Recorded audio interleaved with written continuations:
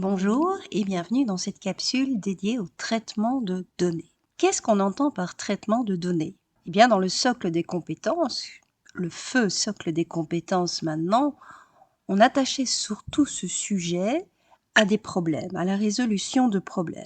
Problèmes liés à masse nette, masse brute, TAR, traitement de données. Problèmes liés à prix de vente, prix d'achat, bénéfice, perte, traitement de données. Pourquoi pas? Maintenant, ce n'est pas ça que je vais aborder ici, puisque la résolution des problèmes a fait l'objet d'une capsule précédente. Je vais en fait aborder le traitement de données comme on l'aborde à partir d'un certain âge. C'est-à-dire que ça va être une introduction à la statistique et à sa grande sœur, la probabilité. Nous allons voir ça. Bien évidemment, c'est une introduction, j'insiste beaucoup sur ce mot-là. Les enfants auront le temps, une fois devenus grands, c'est-à-dire adolescents et adultes, de s'initier aux statistiques et probabilités bien plus tard, donc, et bien plus profondément, surtout s'ils font certaines études, où là, les statistiques sont incontournables. C'est une première approche, c'est un premier pas, et je vais vous expliquer comment faire. Allez go, c'est parti. D'abord, distinguer les deux, parce que ce n'est pas toujours simple. Quelles sont les différences entre ce qu'on appelle la statistique et les probabilités? Elles sont associées, mais elles ont leur terrain de jeu bien spécifique. Ainsi, pour la statistique, je vais étudier un petit nombre de données. Alors, qu'est-ce qu'on entend par petit nombre? Ça dépend, ça dépend des études que vous faites. Ça peut aller de 5 données à 50, voire 500, et même aller jusqu'à 5000. Bon, j'ai mis ici des multiples de 5, mais ce n'est évidemment pas obligatoire d'aller vers des multiples de 5. En tout cas, de quelques unités à quelques milliers. On ne dépasse pas ça pour le contexte de la statistique. A contrario, les probabilités, elles, j'ai pour objectif d'étudier un grand nombre de données. Grand nombre, ça veut dire plus que quelques milliers. Ça veut dire quelques millions, voire quelques milliards. Et c'est bien parce que je n'arrive pas à embrasser ce grand nombre de données que je vais devoir me baser dans un premier temps sur la statistique qui va se limiter au petit nombre de données. Alors, ces données, d'où viennent-elles? Eh bien, en statistique, elles résultent d'une enquête d'opinion, un sondage, donc on arrête les gens dans la rue, pour qui allez-vous voter, ou bien de mesures que vous avez effectuées. Les mesures, c'est au sens large du terme. Ça peut être de vraies mesures, c'est-à-dire que je mesure par exemple la taille de mes élèves, et ça c'est une véritable mesure, ou bien ça peut tout simplement être une mesure au sens large, c'est-à-dire que par exemple, je vais étudier leurs notes en mathématiques. C'est pas quelque chose que je mesure avec un instrument de mesure, mais malgré tout, j'ai quand même la mesure de la réussite de la classe, je vais dire, avec ces notes de mathématiques. Les probabilités, elles, eh bien, vous ne pouvez pas mener l'enquête ou les mesures. Pourquoi? À cause du grand nombre de données. Imaginez que vous deviez mesurer la taille de 3 milliards de personnes. Je ne sais pas si vous avez envie de commencer, mais en tout cas, vous n'avez certainement pas l'occasion de finir. C'est très compliqué, ça. Ça va vous prendre énormément de temps, ça va vous prendre un budget de fou. Pareil pour les enquêtes. Quand on demande aux gens pour qui ils vont voter, on se contente de 500, 700, 800 personnes, mais on ne va pas s'interroger sur les 5 millions de personnes qui vont aller voter. C'est trop long. On n'a pas le temps, on n'a pas l'argent à consacrer pour extrapoler. Et justement, le maître mot est lâché. Quand je fais de la statistique, j'étudie un échantillon, c'est-à-dire que je sélectionne ici. Si par exemple, je veux faire une enquête sur la maîtrise des fractions à l'école primaire, bien je peux sélectionner 50, 60, 70 enfants, leur soumettre un test portant sur les fractions, puis je corrige ce test, j'ai les résultats, c'est mon petit nombre de données, c'est mon échantillon. Et à partir de cet échantillon, je vais pouvoir extrapoler, c'est-à-dire deviner, mais deviner quand même de manière plus ou moins rationnelle, hein. Ce ne sera pas Madame Irma qui va sortir sa boule de voyante. Je vais pouvoir deviner, entre guillemets, en me basant sur l'échantillon, c'est-à-dire sur le résultat de mes tests que j'ai effectivement corrigés. Tiens, est-ce que les enfants maîtrisent, oui ou non, les fractions? Attention que par cette extrapolation-là, mes résultats ne sont pas certains, ils ne sont pas sûrs. Je suis en train de deviner entre guillemets, mais je fais quand même un pari sur la généralisation. Si mes résultats étaient certains, je n'aurais certainement pas besoin des probabilités. Mes résultats sont certains par rapport à l'échantillon, c'est-à-dire par rapport à la statistique. Donc, les deux, statistiques et probabilité, vont de pair. Simplement, la statistique, c'est tout ce que je maîtrise, c'est l'enquête que je mène, ce sont les mesures que je fais. Et ça, par rapport à un petit nombre de données, je fais alors des calculs qui sont absolument normalement corrects, hein, si je ne me trompe pas, mais en tout cas, si je ne me trompe pas, personne ne peut me dire quoi que ce soit à propos de ces calculs-là. Par contre, au niveau des probabilités, quand je vais extrapoler à mon grand nombre de données, là, je vais avoir forcément une marge d'erreur, et une marge d'erreur qui peut être colossale. Pensez aux sondages pour les intentions de vote. On est souvent très surpris entre ce que l'échantillon a marqué comme intention et ce qui se passe concrètement le jour des élections. Il peut y avoir un monde, voire deux, de différence, hein. Donc voilà, c'est un petit peu pour vous présenter de manière globale ici ce que sont les statistiques et probabilités. On va maintenant entrer dans le vif du sujet. Je vais vous montrer sur un exemple bien précis, finalement, la différence entre les deux. Donc, statistiques et probabilité. Et cet exemple bien précis va faire en sorte que je vais utiliser des dés. Et oui, instrument du hasard. C'est pour ça que la probabilité va intervenir. Maintenant, j'ai choisi un dé. J'aurais tous bien pu choisir autre chose, une courte paille, enfin n'importe quel jeu du hasard. C'était bon, hein, tant que ce n'est pas quelque chose que je peux maîtriser. Donc c'est le hasard seul qui va décider. Et dans quel contexte sommes-nous? Eh bien dans celui-ci. Et c'est une manière d'introduire les statistiques à l'école primaire sans avoir l'air d'en faire. Alors, je vous explique tout de suite. Vous savez que chaque jour, il y a des tâches à effectuer comme tenir le calendrier, laver le tableau, distribuer les feuilles, reprendre les feuilles, etc. Souvent, c'est madame ou monsieur qui décide. Tiens, Chloé, c'est à ton tour, tu vas aujourd'hui relever les feuilles, etc. Bon, et si c'était pas madame ou monsieur qui décidait? Si c'était le hasard qui décidait? Et vous pouvez proposer ce jeu de hasard en disant, ben voilà, nous avons durant ce mois-ci 18 jours ouvrés, donc 18 jours durant lesquels nous allons à l'école. Entre nous, j'ai pris 18 pour avoir des résultats entiers par la suite, hein. Pas de panique, mais évidemment, vous pouvez généraliser à n'importe quel nombre de jours, hein. Et chaque jour, c'est le dé qui va décider quel groupe va effectuer les tâches. Donc, j'ai réparti les enfants en 6 groupes, 1, 2, 3, 4, 5, 6, d'où l'utilisation du dé, évidemment, avec ses 6 faces. Et je vais demander au dé, en le lançant tout simplement, tiens, pour le jour 1, dis-moi un peu quel groupe va se charger de toutes les tâches. C'est pas moi qui décide, c'est le dé. Et le dé décide que c'est le groupe numéro 3 qui va effectuer les tâches du jour.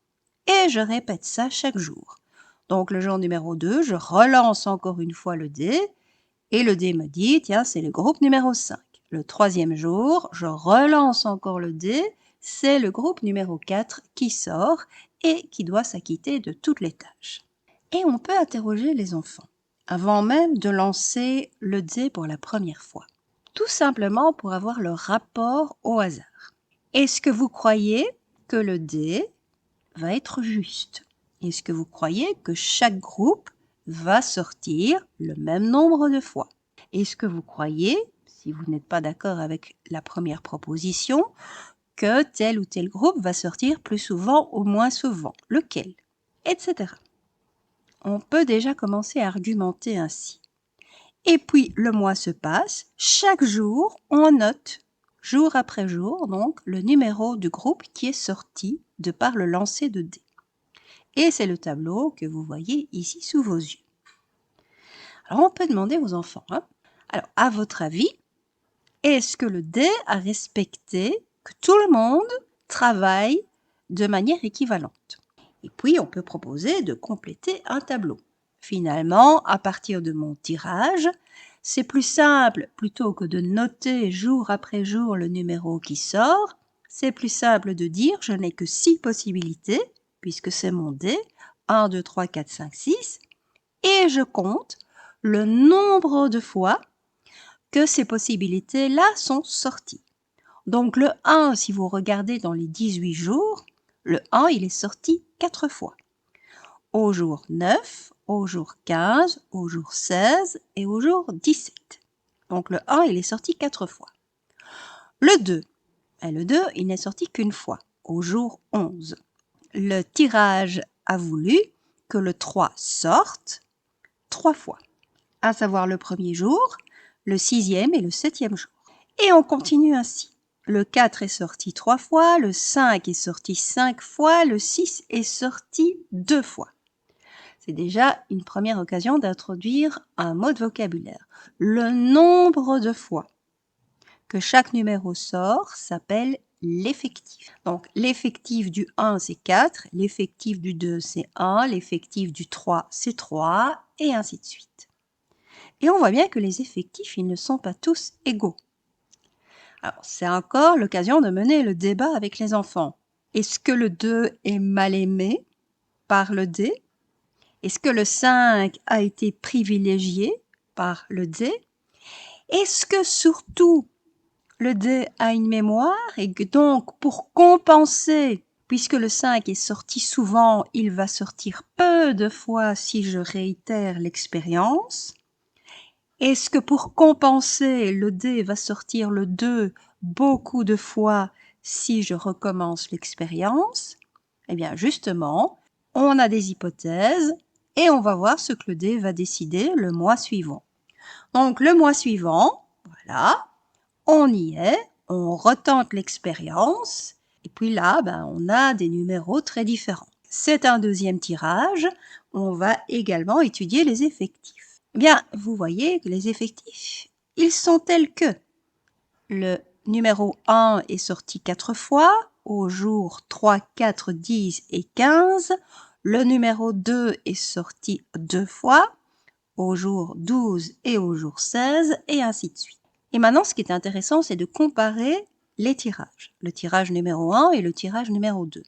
On voit que le 1, dans les deux cas, est sorti 4 fois. Question aux enfants. Est-ce que vous croyez que si je recommence l'expérience le mois suivant, le 1 va sortir également 4 fois? Oui, non, pourquoi? Le 2, décidément, le 2, il est mal aimé. Il était sorti une fois lors du premier tirage, il n'est sorti que 2 fois lors du deuxième tirage. Le numéro 3, grosso modo, on est à peu près ici sur la moitié, entre 3 et 4. Le numéro 4, il n'y a pas une grosse différence non plus. Par contre, au niveau du numéro 5, on s'attendait peut-être naïvement, nous allons en discuter, à ce que le 5 sorte moins souvent et de fait, il n'est sorti que 2 fois. Et là, c'est le moment de discuter avec les enfants, vraiment. Parce que la plupart des gens ont une idée très fausse des jeux de hasard. Il y a des millions de livres consacrés au loto et autres jeux de hasard où on est en train de vous répertorier, tiens, le numéro 38, il n'est plus sorti depuis longtemps, forcément, il va sortir cette fois-ci. Non, ce n'est pas parce qu'il est peu sorti qu'il va forcément davantage sortir la fois suivante. Regardez ici mon numéro 2. Il occupe chaque fois la dernière position, que ce soit dans le tirage 1 ou dans le tirage 2. En fait, le dé n'a absolument aucune mémoire, il n'a aucune préférence. Vous ne pouvez absolument pas prédire ce qui va se passer. Et oui, il y a des numéros qui sortent plus souvent que d'autres, il y a des numéros qui sortent moins souvent que d'autres. Ce n'est pas pour ça que la balance va pencher dans le sens opposé au tirage suivant. Ça peut pencher, c'est une possibilité, comme ça peut conforter encore le fait de pencher du même côté.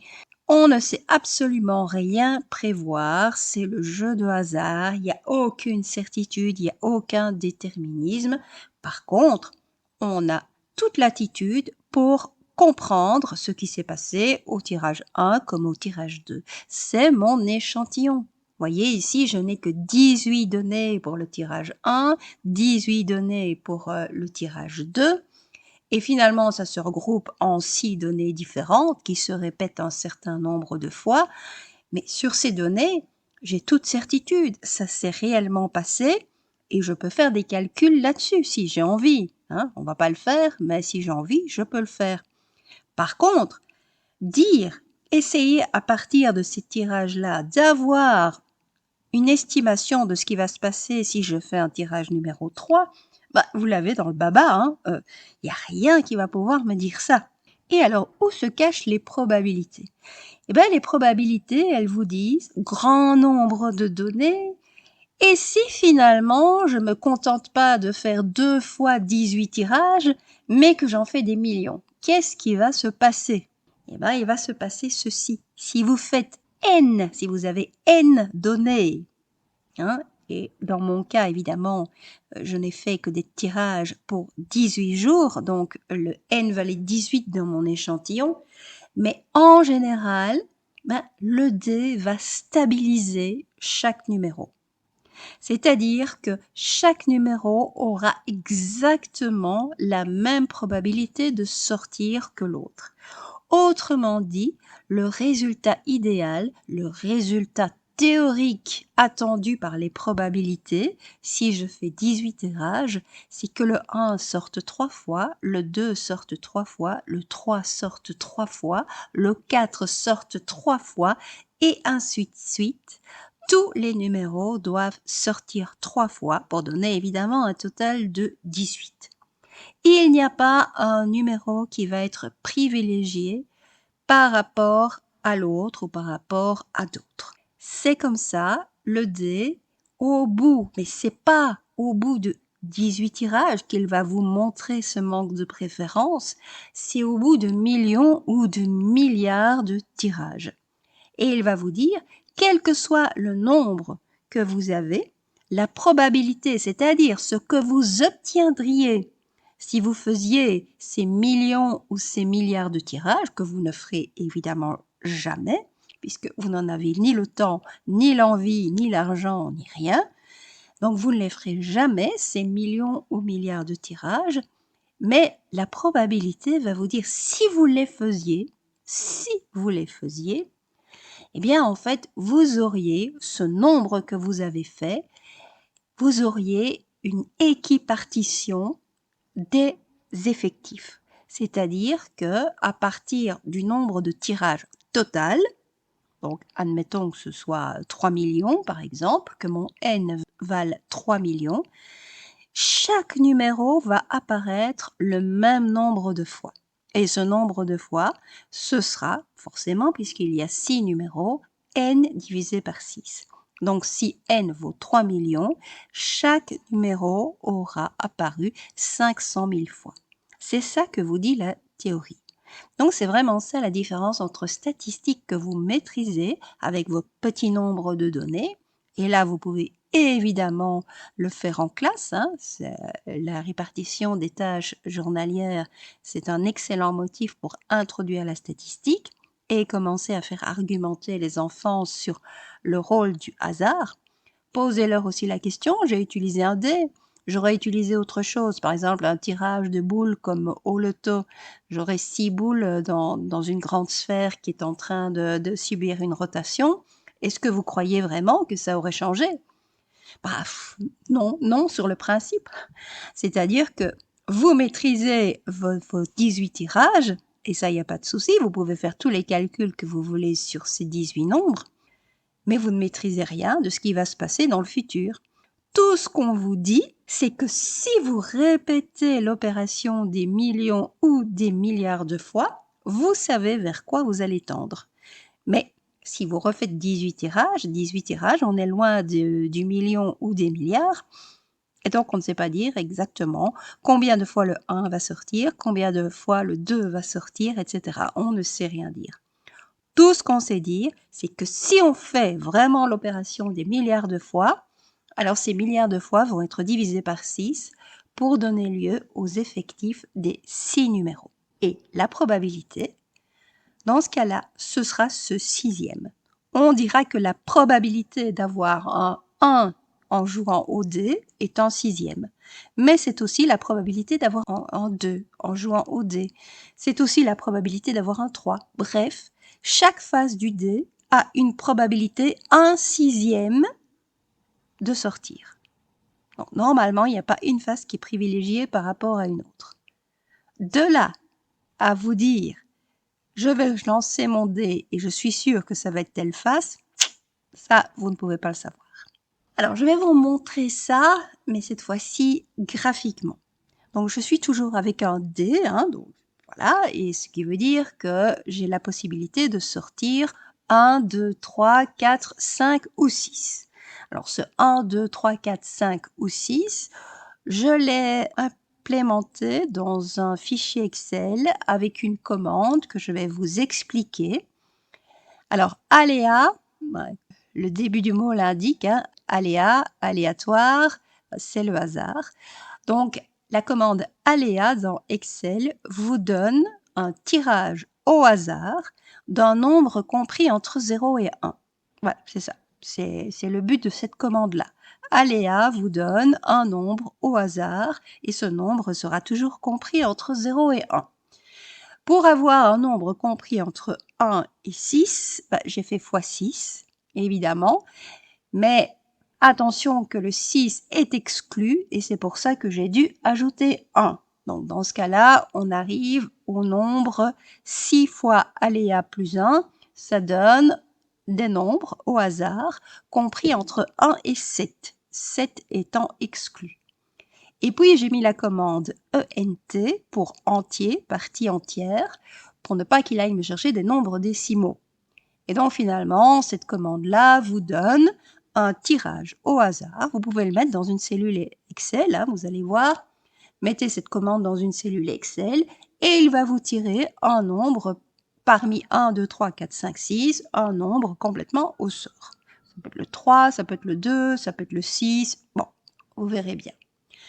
Et puis, j'ai demandé un certain nombre de fois cette commande-là. Avec Excel, c'est très gentil, vous savez qu'il suffit d'étirer. Donc, par exemple, j'ai demandé de le faire 30 fois. Et puis, j'ai demandé à Excel de calculer, parce que on en arrive quand même à 30 données ici, mais c'est toujours un échantillon, toujours la statistique, ici 30 données, petit nombre de données. Mais j'ai demandé à Excel de calculer le nombre de fois que le 1 était sorti. Le 1 est sorti 7 fois. Le nombre de fois que le 2 était sorti. Il est sorti 4 fois. 3 est sorti 7 fois aussi, le 4 est sorti 5 fois, tout comme le 5, et le 6 est sorti 2 fois. Alors, faites l'addition. 7 plus 4 plus 7 plus 5 plus 5 plus 2, ça donne bien 30. Et vous voyez, petit nombre de données, il y a des numéros qui sortent plus souvent que d'autres. Regardez, le 1 et le 3 ont été privilégiés. Ça, c'est par rapport à mon expérience. Je recommencerai là maintenant, au lieu d'enregistrer cette vidéo, je recommencerai maintenant cette expérience, j'aurai des résultats différents. Ça dépend vraiment de votre échantillon, de votre petit nombre de données. Ici, sur cet échantillon, le 6 a été mal aimé. Pourquoi? On n'en sait rien. Voilà, c'est comme ça. Bon, le but ici, évidemment, c'est de passer d'un petit nombre de données à un grand nombre de données. J'ai réitéré l'opération, mais cette fois-ci avec 100 lancers. Alors, le graphique a l'air encore de privilégier certains certains numéros par rapport à d'autres, hein. Ici, manifestement, ce sont le 1 et le 6 qui remportent la palme, tandis que le 3 a été mal aimé. Mais les différences s'amenuisent. Attention, évidemment, ça c'est lié au fait que vous avez un axe désordonné ici qui va changer d'échelle, donc ça ne se voit pas tant que ça.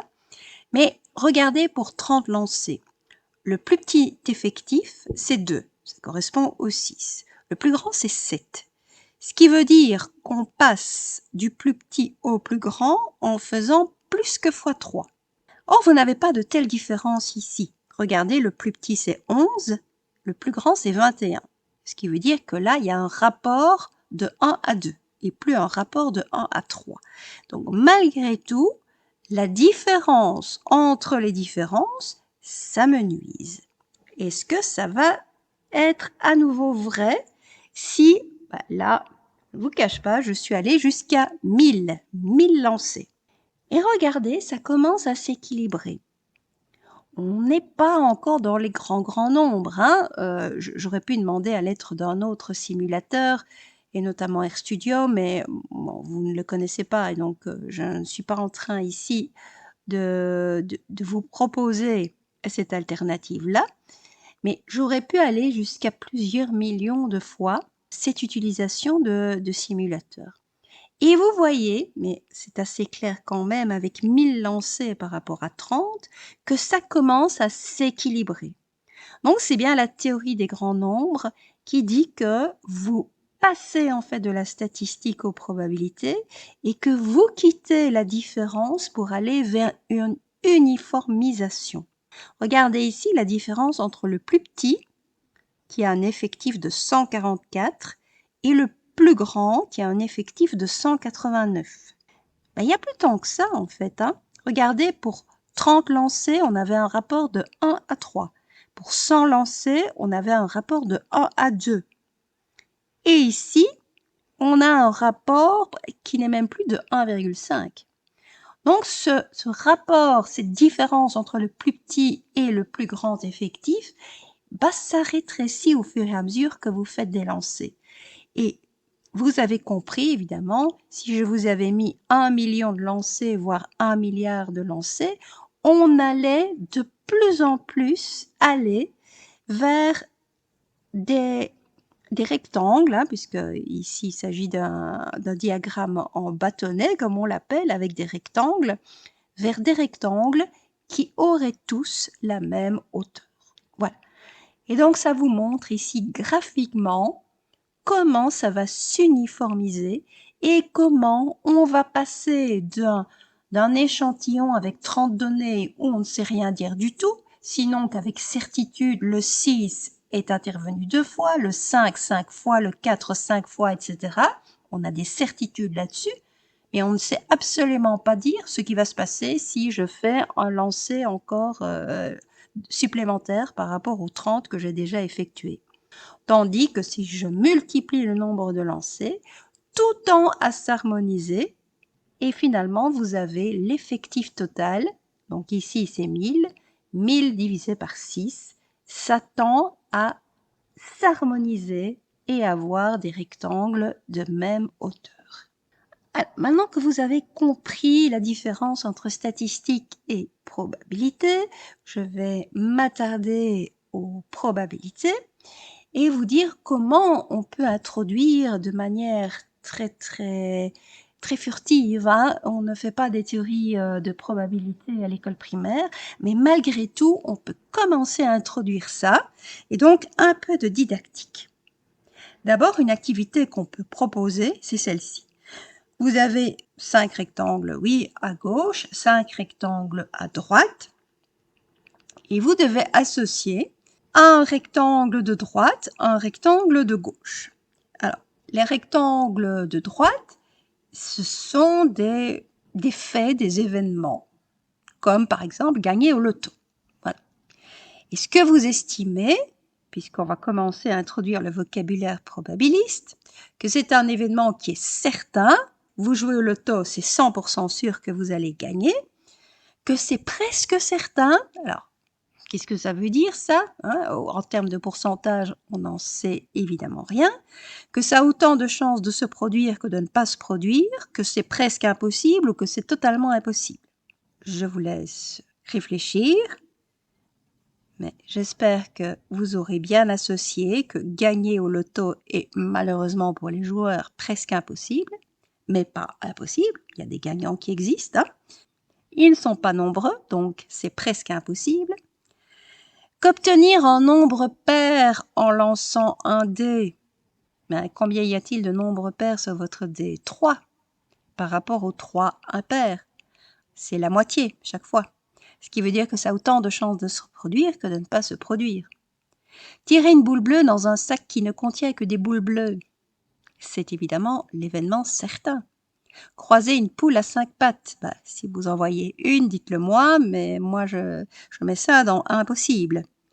Et avoir une canicule en été, ben, malheureusement, c'est de plus en plus presque certain. Donc c'est déjà ici non seulement introduire le vocabulaire entre certains 50-50 et impossible, mais surtout essayer de commencer déjà à analyser le contexte. Est-ce que des poules à 5 pattes, vous en avez déjà vu beaucoup? Est-ce que tirer une boule bleue dans un sac qui ne contient que des boules bleues, ça vous paraît impossible? Et on peut évidemment ici faire l'expérience, hein? Mais c'est une façon déjà d'introduire de manière très subtile, on va introduire donc le vocabulaire probabiliste. Autre chose, autre activité qu'on peut organiser, c'est tout à fait faisable à l'école primaire. C'est démontrer maintenant qu'on a déjà sérié entre événements certains à impossibles, il y a forcément des événements qui sont plus probables que d'autres. Plus probable, ça veut dire que je me rapproche de certains. Moins probable, ça veut dire que je me rapproche de impossible. Et pourquoi pas faire un tirage de boules. Donc vous avez un sac transparent par exemple, hein, où l'enfant peut déjà voir qu'il y a 3 boules au total, 2 boules noires, une boule blanche. Et puis on lui demande de faire un premier tirage, donc avec sa petite menotte, il met sa petite menotte dans le sac, il va tirer une première boule et il note la couleur de la boule qu'il a tirée. Puis il remet forcément la boule, hein, parce que sinon on va être limité à 3 tirages et on n'ira pas bien loin. Donc c'est avec remise ici. Par exemple, premier tirage, c'est la couleur noire qui est sortie. Deuxième tirage, c'est la couleur noire qui est sortie. Troisième tirage, encore. Quatrième tirage, c'est du blanc. Cinquième tirage, c'est du blanc. Sixième tirage, on revient au noir. Septième tirage, c'est du blanc, etc. Vous pouvez aller aussi loin que vous voulez. Plus vous ferez de tirages et plus les conclusions vont sauter aux yeux. C'est logique. Rappelez-vous la différence entre statistique et probabilité. Nous sommes au niveau des probabilités ici. Nous devons faire normalement un grand nombre de tirages. Mais personne ne va faire 3 milliards de tirages, hein, donc il faut essayer quand même de deviner. Et donc, on en fait autant de tirages jusqu'à ce que les conclusions sautent aux yeux. Alors, première conclusion déjà, je pense que l'enfant va vite voir que la couleur noire a plus de chances de sortir que la couleur blanche. Pourquoi? Parce qu'il y a 2 boules noires et une seule boule blanche, pardi, hein, mais ça vaut déjà la peine d'argumenter. La boule noire qui sort, c'est déjà plus probable que la boule blanche qui sort. Ok, maintenant, à quel point? C'est là que ça devient intéressant. Et on multiplie alors le nombre de tirages pour voir finalement quelles sont les fractions qui sortent. Parce qu'une probabilité, ce n'est rien d'autre qu'une fraction. Vous voyez ici pour mes 7 tirages, c'est trop peu, hein, combien de fois est apparue la couleur noire? 4 fois. Ce qui me donne 4 fois sur 7. Autrement dit, la fraction 4 septièmes. La couleur blanche, elle, est apparue 3 fois. 3 fois sur 7. Donc, je vais associer la fraction 4 septièmes à la couleur noire, la fraction 3 septièmes à la couleur blanche. Mais ça, c'est parce que j'ai que 7 tirages.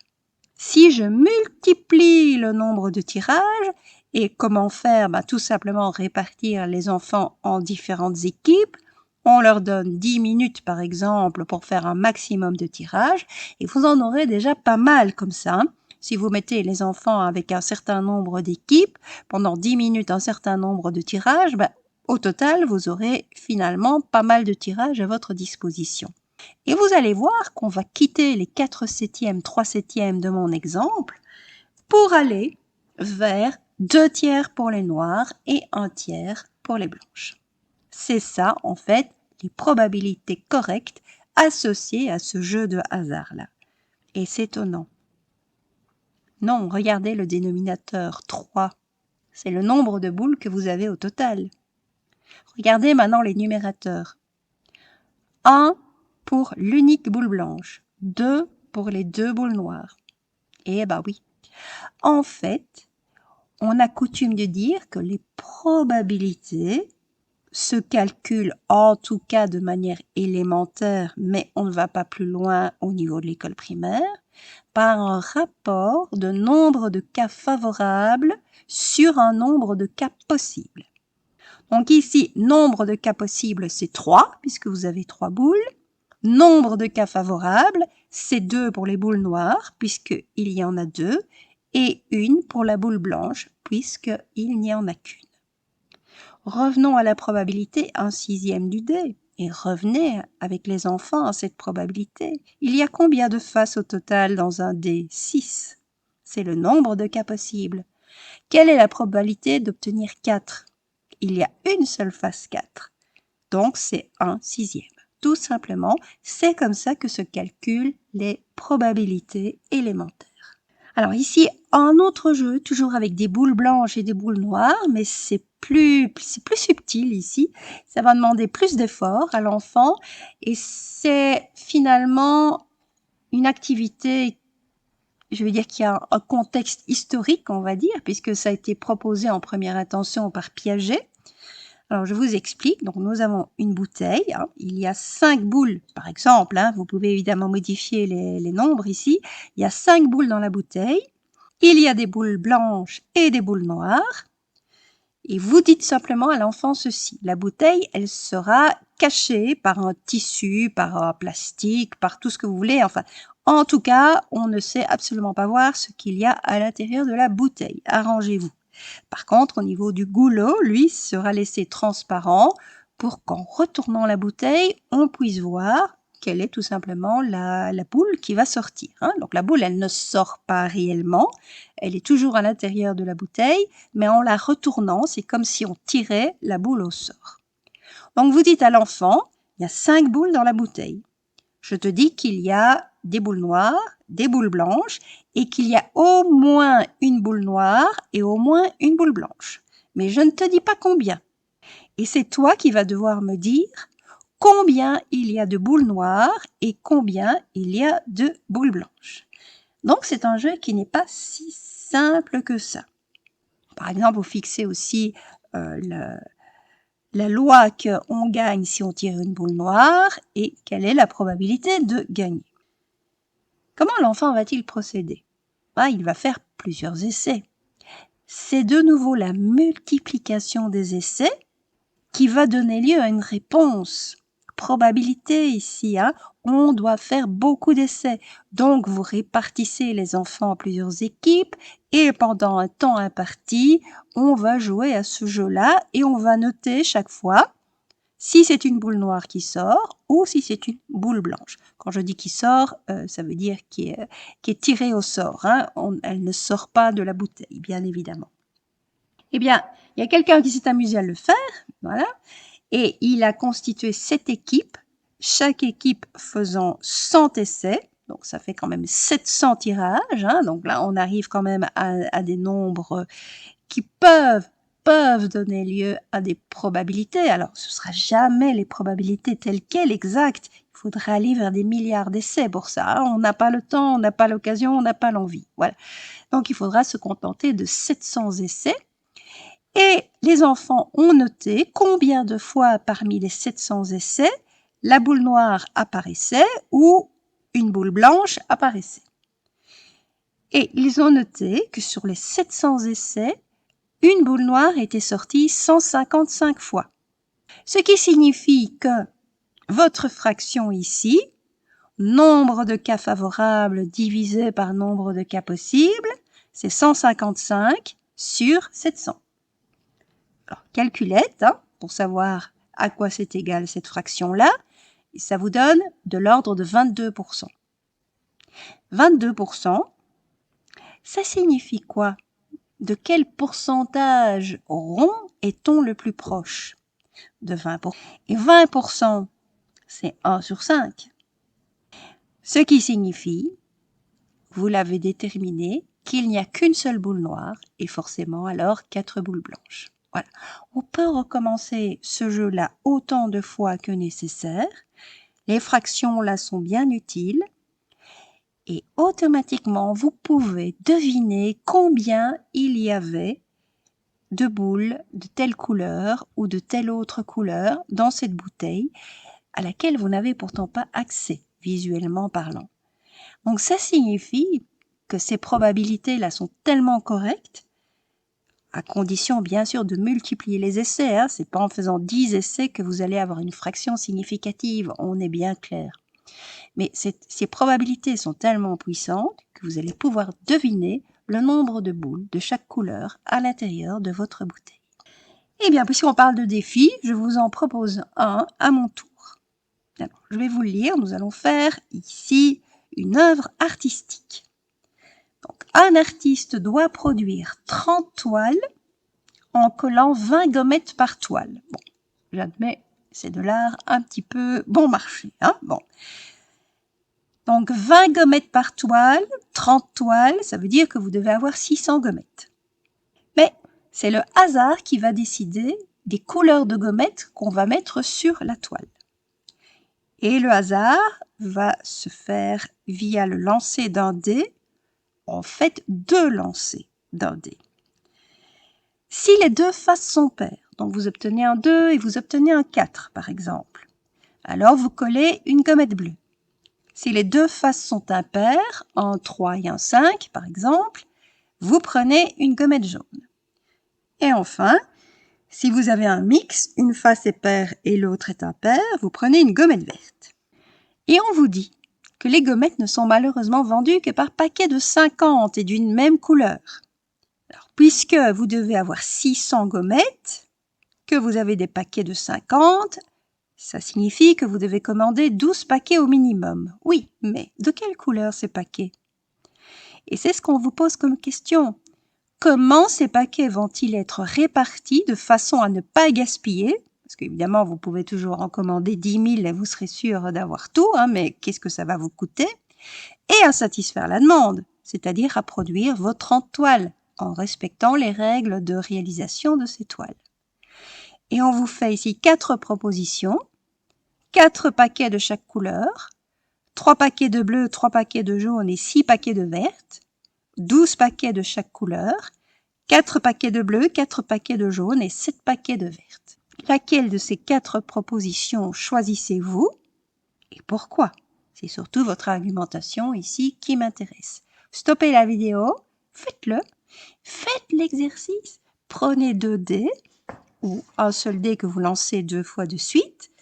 Alors, à défaut de gommettes, tant mieux si vous les avez, mais à défaut de gommettes, vous pouvez très bien colorier avec un crayon jaune, un crayon bleu, un crayon vert, ici sur une feuille de papier. Faites-le, comparez entre vous. Est-ce qu'il y a une couleur qui domine par rapport aux deux autres? Est-ce que, au contraire, il y a une couleur qui est en sous-effectif par rapport aux deux autres? Est-ce que les 3 couleurs apparaissent de la même façon? Allez-y, faites l'expérience. Et à travers votre expérience, vous allez forcément choisir une des 4 propositions. Alors voilà, j'espère que ça vous a bien plu. Bon, évidemment que c'est la couleur verte qui va dominer. Pourquoi? Mais les règles sont les suivantes. Donc, si vous avez 2 faces impaires, vous coloriez en jaune. Donc, j'ai mis ici en colonne un premier dé et en ligne un deuxième dé. Donc, par exemple, premier dé a fait 1, deuxième dé a fait 1. c'est ma première cellule dans le quadrillage, elle est forcément coloriée en jaune, puisque en 1, hein, c'est 2 impairs ça. En 3, en 5 également, 3, 1, 3, 3, 3, 5, 5, 1, 5, 3, 5, 5, tout ça c'est en jaune. En bleu, c'est 2 faces paires, donc c'est 2, 2, 2, 4, 2, 6, 4, 2, 4, 4, 4, 6, et 6, 2, 6, 4, 6, 6. Et puis, forcément, ce qui reste, c'est en vert. Et comptez, puisque vous avez un tableau de 6 lignes et 6 colonnes, vous avez donc 36 cases. Comptez le nombre de fois que les cases différentes interviennent. Sur 36 cases, vous avez 9 cases jaunes. 9 sur 36, c'est un quart. Comptez le nombre de cases bleues. 9 également. 9 sur un total de 36. 9 sur 36, c'est un quart. Et forcément les vertes alors, oui, puisque le tout doit vous faire 1, ça vous donne 18 cases sur 36, c'est-à-dire 1 demi. Les probabilités sont donc pour le jaune 1 quart, pour le bleu 1 quart, pour le vert 1 demi. Ce qui signifie que normalement vous devez en tout cas sélectionner une des options où la couleur verte est majoritaire. Alors, il y avait 2 options. On vous proposait 3 paquets de jaune, 3 paquets de bleu et 6 paquets de verte. Ça respecte la proportion, mais ça la respecte un peu trop. Parce que sur vos 600 gommettes, vous n'allez certainement pas avoir un résultat idéal. C'est trop peu 600. Ce qui signifie que vous risquez peut-être de manquer d'une couleur ou l'autre. Donc, la réponse correcte était de prendre 4, 4 et 7. 7 pour les vertes, évidemment. Alors, je termine ici par un mot sur les graphiques. La façon d'introduire ces graphiques, alors j'en vois 2 personnellement et je vous expose ici la première. C'est à l'occasion d'une excursion. On va poser la question. C'est une enquête, là, menée auprès de vos élèves. C'est un échantillon. On est dans le contexte de la statistique. On n'est pas en train d'interroger tous les élèves de Belgique. Vous êtes en train d'interroger vos élèves. Petit nombre de données. Nous sommes dans le contexte de la statistique. Et ici, j'ai pris une petite classe, exprès. Oui, je sais, c'est dans un monde idéal, mais c'est pour ne pas faire non plus des tableaux qui soient trop longs. Donc, vous avez 7 élèves ici. Chacun doit décider de, tiens, on va organiser une excursion à la fin de l'année, mais quel endroit préférez-vous? Et il y avait 3 possibilités entre Paradise, le Zondervers et le monde sauvage. Alors, je ne fais de publicité pour aucun des 3, bon voilà, c'est comme ça, c'est juste un contexte. Manon a voté pour Paradise, Antoine a voté pour le monde sauvage, Kevin pour Paradise, etc., etc. Vous voyez. Ça, c'est votre enquête. Maintenant, on va essayer de la remettre de façon plus efficace. Parce que vous voyez qu'il y a plein de cases vides ici. Antoine, il a voté que pour le monde sauvage. Il n'en a rien à faire du zoo d'Anvers et de Paradise. Ce sont des cases vides. Donc, on va essayer d'optimiser l'espace en écrivant ça autrement. Et c'est comme ça. Donc, vous voyez que là, je me suis passée du prénom des enfants. Pourquoi? Parce que ça n'a aucune importance de qui vote pourquoi. Ce qui a de l'importance, c'est quel endroit a obtenu quel nombre de votes. Et donc ici, vous voyez, dans la colonne Paradise, j'ai enlevé 3 cases vides pour ne garder que les 4 votes oui pour Paradise. Le Zondervers n'a eu qu'une seule voix, qu'importe que ce soit Arnaud ou quelqu'un d'autre, une seule voix, et le monde sauvage, 2 voix. C'est déjà mieux comme ça. Allez savoir pourquoi les mathématiciens n'aiment pas quand les informations sont au-dessus. Donc, ils les préfèrent en dessous. Eh oui, c'est comme ça. Donc simplement, ici, le nom des différents endroits où va se dérouler l'attraction éventuelle, l'excursion éventuelle, se place en bas, ici, de toutes vos colonnes. Et puis alors bas, vous avez automatiquement le graphique qui va intervenir. Pourquoi? Parce que vos 3 endroits ici vont donner lieu à 3 abscisses. Vous voyez? Donc l'abscisse, c'est par rapport à la barre horizontale. Et puis on va monter des rectangles jusqu'à le nombre de voies ici que chaque endroit a obtenu. Donc le zone inverse ne monte que jusqu'à la hauteur 1, le monde sauvage va monter jusqu'à la hauteur 2, Peridaisa va monter jusqu'à la hauteur 4. Et voilà un premier graphique qui est dit graphique en bâtonnet, même si ce sont des rectangles, hein, mais bon voilà, graphique en bâtonnet, donc pour traduire ici l'enquête que vous avez menée donc par rapport à votre échantillon, c'est-à-dire vos élèves, 7 données et pas une de plus. Premier graphique par exemple. Un deuxième graphique, ce sera un graphique circulaire. Alors là, on est déjà dans un autre contexte, hein, parce que ça veut dire que vous devez dessiner un disque, c'est déjà plus compliqué, bon, Excel le fait à merveille, que vous devez séparer ce disque en 3 parts qui ne sont évidemment pas identiques, et que vous devez séparer ici 4 sur 7, ça représente quel pourcentage? C'est la calculatrice qui va vous le dire, hein. Faites 4 divisé par 7, ça va vous donner 0,57 ED, c'est-à-dire 57%. 1 divisé par 7 pour le zoo d'Anvers, faites-le à la calculatrice, ça va donner 0,14, 14%.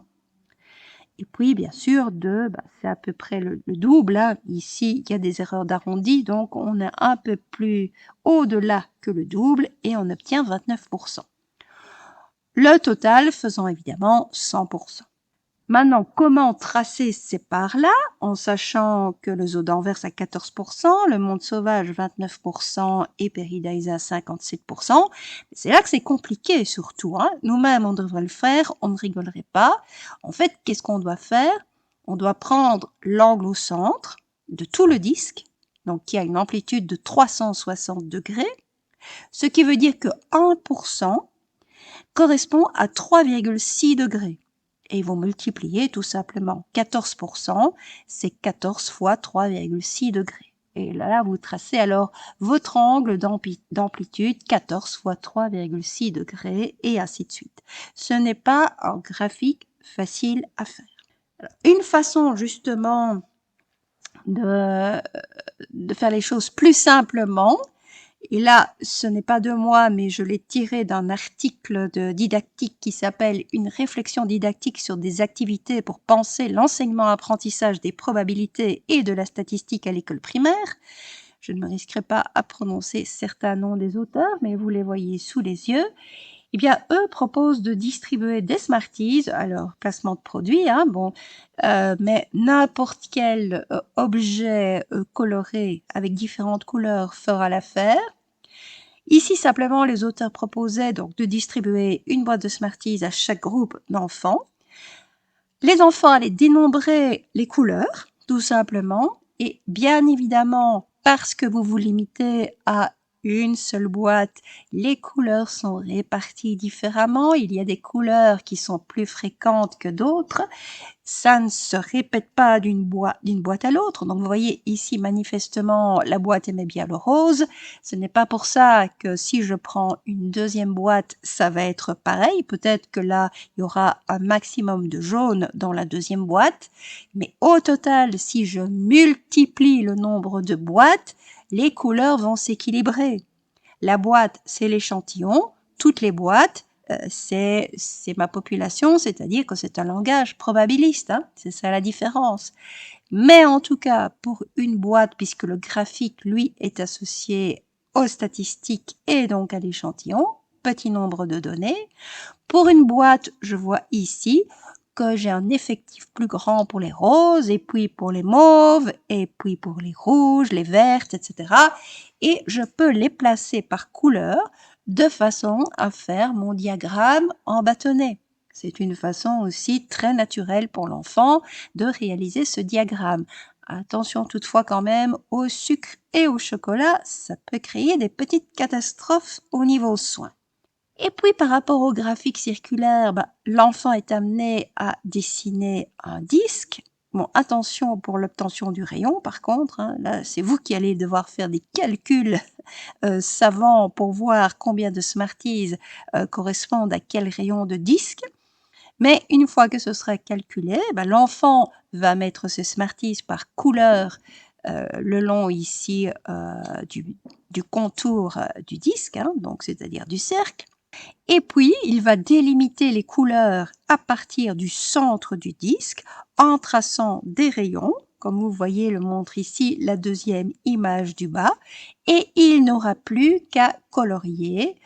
Ça évite, colorier évidemment dans la couleur donnée, ça évite évidemment la difficulté de devoir tracer des angles d'une certaine amplitude avec des amplitudes qui ne sont pas forcément très sympathiques. Donc c'est une façon de faire tout à fait qui est tout à fait pertinente, hormis peut-être l'utilisation du sucre et du chocolat, mais en tout cas c'est tout à fait pertinent et c'est pour ça que je voulais vous en faire part pour pouvoir dessiner un graphique circulaire. Voilà, ceci achève notre capsule sur une introduction, donc on a vraiment touché du bout du doigt, là on n'est pas allé plus loin, une introduction donc aux statistiques et probabilités. J'espère que vous faites bien la différence entre les deux, ce sera important que l'enfant fasse également la différence entre les deux, qu'il voit que la situation idéale est celle des probabilités, mais qu'on ne l'obtient jamais sinon qu'en multipliant jusqu'à plusieurs milliards, voire au-delà, le nombre d'essais, et que les échantillons permettent, avec le petit nombre donné, à essayer de deviner. Hein, deviner, on n'a pas des fractions qui correspondent vraiment aux probabilités, mais on s'en rapproche. Et plus on va multiplier le nombre d'essais, plus on va s'en rapprocher de manière correcte. Petit aparté également sur les graphiques, je pense que vous avez ainsi plusieurs activités qui vous permettent d'introduire le diagramme en bâtonnet et le diagramme circulaire. Et puis, c'est déjà pas mal si on arrive jusque-là. Voilà, je vous remercie beaucoup pour votre attention et puis je vous donne rendez-vous pour la prochaine capsule.